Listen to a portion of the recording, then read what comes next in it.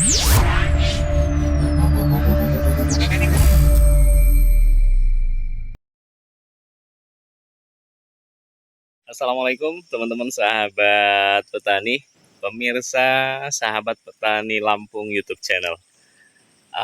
Dalam kesempatan ini teman-teman, setelah kemarin kita review tentang apa sih keuntungan membudidayakan seledri dengan model piramida seperti ini, hari ini saya akan coba bagikan kepada teman-teman.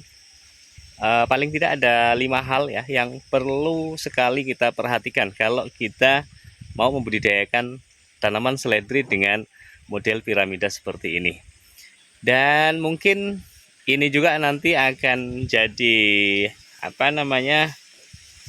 muncul sisi-sisi kelemahan dari budidaya tanaman seledri ini. Karena model hidroponik dengan beberapa model yang ada, tentu ada sisi keuntungan dan kekurangannya ya teman-teman.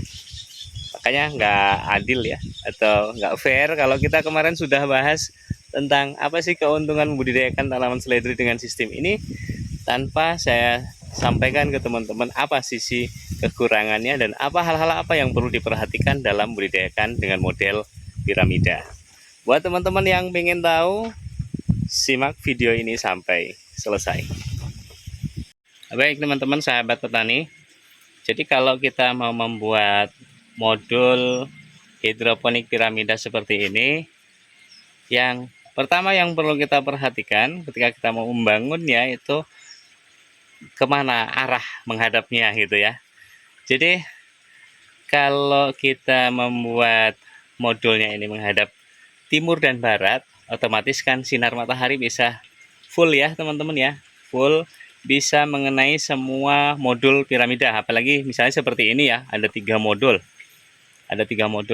Nah, kalau kita membuatnya menghadap selatan misalnya, ini nanti ada bagian sisi dari modul ini yang tidak terkena sinar matahari secara luas. Akibatnya apa? Kalau kita membuatnya tidak searah dengan arah sinar matahari, ini pertumbuhan tanamannya tidak merata. Biasanya ada yang tinggi, ada yang pendek gitu ya. Karena sebagian kurang sinar matahari dan sebagian lagi bisa full terkena sinar matahari. Itu hal pertama yang harus teman-teman perhatikan. Berbeda dengan kalau kita menanam dengan sistem meja. Kalau sistem meja kan rata ya, jadi semua bagian dari hidroponik itu atau tanaman itu akan terkena sinar matahari secara leluasa. Dan ini mungkin jadi salah satu sisi kelemahan ya, sisi kelemahan dari hidroponik piramida.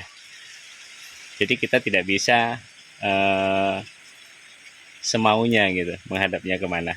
Oke, itu yang pertama. Terus yang kedua, kalau kita menanam dengan sistem DFT, apalagi seperti ini misalnya kita menggunakan pipa paralon 2,5 in, maka pemasangan pipa paralonnya itu harus benar-benar rata. Ya, harus benar-benar rata. Sebab kalau dia tidak rata, ini bisa tumpah ya teman-teman. Bisa tumpah. Jadi misalnya ini kan alirannya ke sana ya, ke sana. Kalau di sana lebih tinggi, di sini bisa tumpah. Gitu. Jadi memang harus benar-benar rata. Saya belum mencoba sih membuat modul seperti ini tapi NFT gitu ya. Itu mungkin lebih aman lagi. Jadi pemasangan pipa paralon itu harus benar-benar rata. Oh ya, kemarin ada yang bertanya jarak antar paralon ya. Mungkin belum saya sebutkan. Jarak antar paralon atas bawah ini 30 cm. Kemudian jarak antar netpot, jarak lubang ya, jarak lubangnya ini 20 cm. Itu ya. Kemarin ada yang bertanya jarak antar pipa dan jarak netpot. Nah, jadi ada poin ketiga yang ini jadi pengalaman ya. Jadi pengalaman buat teman-teman berdasarkan pengalaman saya. Karena saya membuat menggunakan kayu kemudian tanpa pondasi, ini kan ada kemungkinan dia bergerak ya, apalagi bagian kakinya. Bagian kaki bawah mungkin ada yang amblas atau turun sebelah gitu kan.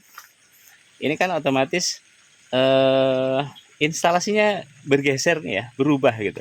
Yang tadinya mungkin sudah rata jadi berubah jadi miring, jadi turun gitu. Atau bahkan kalau yang sebelah sana yang turun ini yang fatal, jadi kesininya naik. Hal ketiga yang perlu teman-teman perhatikan, buat rangka atau modul hidroponik ini dengan paten. Jadi biar nggak repot nanti ke depannya. Ini berdasarkan pengalaman sih ya, seperti itu. Jadi teman-teman usahakan membuat modulnya ini yang paten. Ini kemarin kan karena iseng-iseng ada keinginan membuat seperti ini, kemudian saya tergerak dan saya buat sendiri gitu ya. Saya buat sendiri, jadi mungkin banyak sisi kekurangannya. Oke, itu yang ketiga. Buat modul hidroponiknya dengan lebih paten, biar tidak menemukan kendala ke depannya. Nah, yang keempat yang perlu kita perhatikan, karena kita di sini kan menggunakan manifold ya, pembaginya. Ini. Jadi kita harus sering-sering kontrol ini ya, teman-teman. Kontrol selangnya, kemudian apakah ada penyumbatan atau tidak. Tapi biasanya ini sih gejalanya kelihatan ya, kalau ada yang misalnya ada yang nggak ngalir nih. Satu baris misalnya ini udah mulai layu gitu. Memang nggak sekaligus, karena lagi-lagi di sini kan menggunakan sistem DFT. Jadi walaupun mungkin ada yang macet gitu ya, alirannya ada yang macet misalnya, itu masih ada stok air di dalam pipa. Tapi kalau sudah mulai terlihat layu, berarti ada kemungkinan air itu tidak mengalir dari manifold. Nah, ini harus sering kita kontrol atau kita cek. Jadi hal yang keempat yang perlu kita perhatikan adalah cek manifold dan pipa saluran inputnya. Dan yang terakhir, sama sih ya dengan hidroponik pada umumnya, kita harus cek tandon airnya secara berkala, jangan sampai kehabisan. Oke ya teman-teman, kira-kira itu 5 hal yang perlu kita perhatikan kalau kita mau menanam seledri dengan model piramida. Ini berdasarkan pengalaman dan pengamatan kami tentunya. Silahkan nanti teman-teman bisa tambahkan sesuai dengan analisa teman-teman dengan setelah melihat hidroponik piramida ini. Oke, semoga review singkat ini bermanfaat. Terima kasih sudah menyaksikan video kami di channel YouTube Sahabat Petani Lampung. Assalamualaikum warahmatullahi wabarakatuh.